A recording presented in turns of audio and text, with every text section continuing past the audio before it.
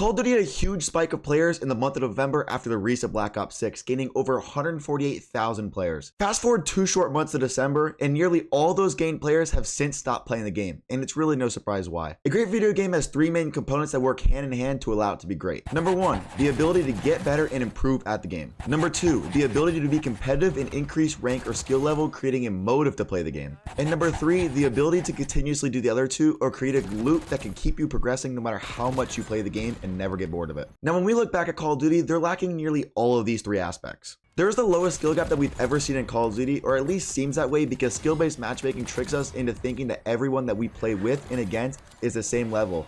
If you don't get shit on every once in a while, you have nothing to compare yourself to, and therefore you have no reason to get better at the game. With number 2, we all know that the ranked play experience in Call of Duty on both multiplayer and Warzone is just completely destroyed.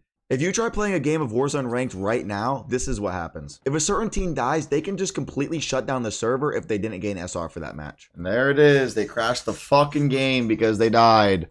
Oh my god. As humans, we are inherently competitive, and that is also true when we play video games. When we aren't allowed to be competitive because of the game's incapabilities, we simply switch games we're playing. This is exactly what's happening with Call of Duty, and it's entirely apparent when you click onto Twitch and you see that every major streamer, including some of the biggest Call of Duty streamers like Nadeshot, Scump, Cloaksy, and Tim the Tatman, are all playing Marvel Rivals instead of Call of Duty, a game that promotes competitiveness and competitive integrity.